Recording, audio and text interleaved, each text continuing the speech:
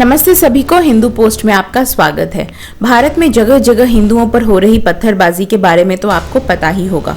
अगर नहीं पता तो शायद आप भी उन्हीं हिंदुओं में से हैं जो सो रहे हैं। कुंभकर्ण की नींद भी 6 महीने बाद टूट ही गई थी, पर हिंदुओं की 70 साल में भी नहीं टूट पाई। यह नींद ही कारण बन जाएगी हमारी अंत की शुरुआत की। पिछले कुछ सालों से हमने देखा है कि इस्लामिस्ट रेडिकल्स ने हिंदू त्योहारों पर अपना निशाना साधा हुआ है। आज जो राष्ट्रीय स्तर पर हो रहा है, इसकी टेस्टिंग पिछले बहुत सालों से हो रही थी। पहले ये रामनवमी में इक्के दुक्के यात्राओं पर पत्थर मारकर देखते थे कि एडमिनिस्ट्रेशन कैसा रिएक्शन दे रही है। जब देखा कि प्रशासन कुछ खास रिएक्शन नहीं ले रही, तब इनके हौसले बुलंद हुए और इन्होंने अपने अटैक्स और तीव्र कर दिए। रामनवमी के बाद इनका सीधा निशाना लगा शिव भक्त कांवड़ियों पर। कांवड़िये नंगे पैर निहत्थे ही अपनी यात्रा करते, पैदल चलते। इन्हें अपना निशाना बनाना आतंकियों के लिए आसान था, इसलिए 2017, 18, 19 से ही इन पर इस्लामिस्ट उपद्रवियों ने हमले करना शुरू कर दिए। उत्तर प्रदेश, राजस्थान, बिहार, हर जगह इस्लामिस्ट भीड़ों ने शिव भक्तों पर पत्थर मारे और उनको जख्मी कर दिया।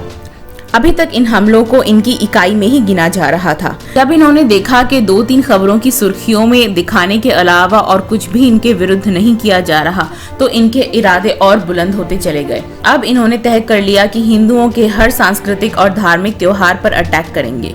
इस साल यह शुरू हुआ राजस्थान के करौली से, जहाँ हिंदू नववर्ष के लिए आयोजित बाइक रैली पर पत्थरों की बारिश की गई।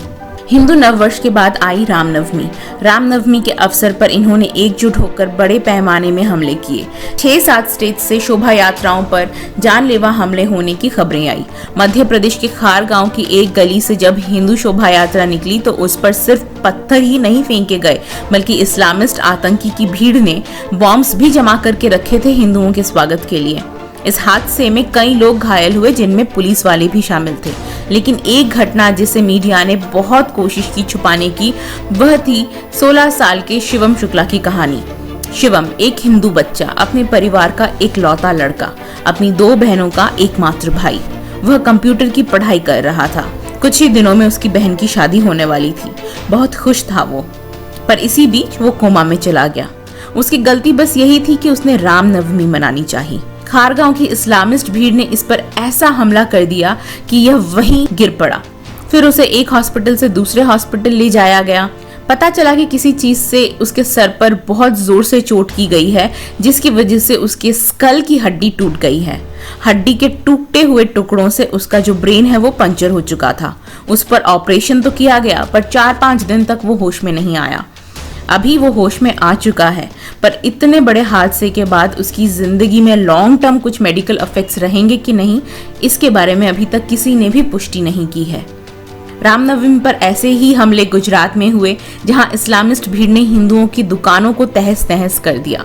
झारखंड से भी हमले होने की रिपोर्ट्स आए हैं। ममता बनर्जी के राज में अगर हिंदुओं पर हमला हो तो कोई ताज्जुब नहीं होता, पर जब ऐसे हमलों की खबरें कर्नाटक से भी आने लगे तो यह समझ में आ गया था कि पूरा देश ही अब देश के अंदर रहने वाले आतंकियों के निशाने पर है।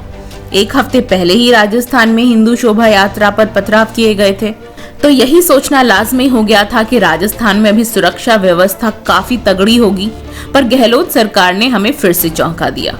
वहां एक नहीं बल्कि श्रृंखलाबद्ध तरीके से रामनवमी के शोभा यात्राओं पर इस्लामिस्ट भीड़ ने अटैक्स किए। अब जिन्होंने राम को नहीं छोड़ा था, वो हनुमान को कहाँ छोड़ने वाले थे।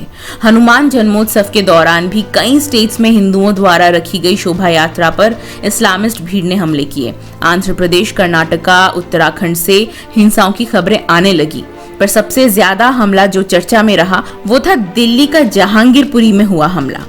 यहाँ से जब हिंदुओं की एक शोभा यात्रा निकल रही थी तो उन पर जम के ईंट, पत्थर और पेट्रोल बम बरसाए गए।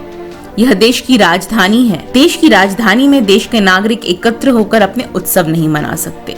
चौंकने वाली बात है। इन सब हमलों के बाद एक तर्क उठकर सामने आया कि हिंदू ने मस्जिद के सामने से यात्रा निकाली, मुस्लिम एरिया से यात्रा निकाली। तो एक मस्जिद के सामने के रास्ते से यात्रा निकालना इस्लामिस्ट भीड़ों को यह अधिकार दे देता है कि वह हिंदुओं पर हमला कर दे, वो भी जानलेवा। मस्जिद मुसलमानों की है, पर मस्जिद के सामने की सड़क तो सरकारी ही है। यह सड़क तो टैक्स के पैसों से बनी है ना। और आज भी इस देश में टैक्स सबसे ज्यादा हिंदू ही भरता है। तो अपने टैक्स से बने सरकारी सड़क पर हिंदू अपनी धार्मिक शोभा यात्राएं ना निकालें। ऐसे तो मंदिर तक जाने वाले किसी भी सड़क के ऊपर मस्जिद बनवा देंगे ये लोग, 2 मज़ारें खड़ी कर देंगे और बोलेंगे हिंदू यहाँ से ना जाए।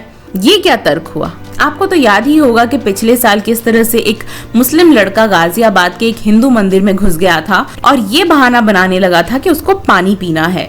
बाद में मंदिर के एडमिनिस्ट्रेशन ने बताया कि वो रेकी करने के लिए मंदिर में घुसा था।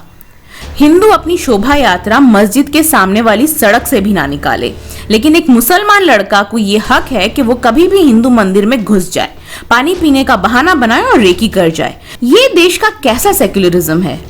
हिंदू बस शोभा यात्रा निकाल रहे थे मस्जिद के पास वाली सड़क से। इनके पढ़े लिखे लड़के तो औजार लेकर मंदिर में घुस आते हैं अटैक करने, और फिर इनके वालिद साहब बोल देते हैं कि आईआईटी से केमिकल इंजीनियरिंग किया हुआ इनका लड़का मानसिक रूप से अस्वस्थ है। इनका एक और तर्क है कि हिंदू अपनी यात्राएं मुस्लिम एरिया से क्यों निकालते हैं। यह सेक्युलर देश में मुस्लिम एरिया क्या होता है? ऐसा क्या मुस्लिम एरिया जहां हिंदू पांव तक नहीं रख सकता? ऐसे मुस्लिम एरियाज जिनको चाहिए थे उनको बहुत सारा एरिया दे दिया गया था 1947 में। अब पूरा हिंदुस्तान सब हिंदुस्तानियों का है। अब बात करते हैं जहांगीरपुरी की। जहांगीरपुरी में जहां हिंदुओं पर अटैक्स हुए वो पूरा एरिया पूरी तरह से रोहिंग्यास और बांग्लादेशी घुसपैठियों के कब्जे में आ चुका है। वहां के एक दुकानदार भाई ने बताया कि ये घुसपैठिए वहां रोजाना उत्पात मचाते हैं, हिंदू महिलाओं को घेर लेते हैं, उनके साथ अभद्रता करते हैं। ऐसा कोई 2 नंबरी काम नहीं है जो ये घुसपैठिए नहीं करते। इन्होंने कई हिंदुओं को यहाँ से भगा दिया है। हर संडे को ये लोग काली मंदिर के सामने चोरी का सामान बेचते हैं। इतवारी बाजार के नाम पर एक चोर बाजार चलाते हैं जहां पर ये वैसी हर वस्तु बेचते हैं जिन्हें ये कहीं ना कहीं से चुरा के लाए हैं। पुलिस को भी रिपोर्ट की गई है, पर हिंदुस्तान में हिंदुओं की सुनता ही कौन है। उन्होंने यह भी बताया कि हनुमान जन्मोत्सव पर जो हमला किया गया वह बड़ी तादाद में इन बांग्लादेशी और रोहिंग्या घुसपैठियों ने ही किया था। हिंदुओं के हालात इस देश में इतने बिगड़ चुके हैं कि अब बांग्लादेशी मुसलमान घुसपैठिए हिंदुओं को उन्हीं की राजधानी में पूछते हैं कि जय श्री राम के नारे कैसे लगा रहे हो। कोई बर्दाश्त नहीं करेगा। नमाज पढ़ रहे तुम डीजे बजा रहे हो, आरती से क्यों बजाओगे? जय श्री राम के नारे बहुत जोर जोर से लोग लगा रहे थे तो कोई बर्दाश्त नहीं करेगा। डीजे हमारे मस्जिद के सामने क्यों डीजे बजाएगा? बांग्लादेश का हिंदू बांग्लादेश में दुर्गा पूजा नहीं मना सकता और बांग्लादेश का मुसलमान हिंदुस्तान में घुसकर हिंदुओं को हनुमान जन्मोत्सव नहीं मनाने देता। इनके आतंक के डर से अब धीरे धीरे हिंदू अपनी शोभा यात्राएं निकालना बंद कर देंगे। फिर ये होली और दिवाली को अपना नेक्स्ट टारगेट बना लेंगे और फिर हम होली और दिवाली भी मनाना बंद कर देंगे। ऐसे ही चलता रहा तो कितना टाइम लगेगा हिंदुस्तान का पूरी तरह से इस्लामीकरण करने में? सोचिए, सोचने की आदत डालिए।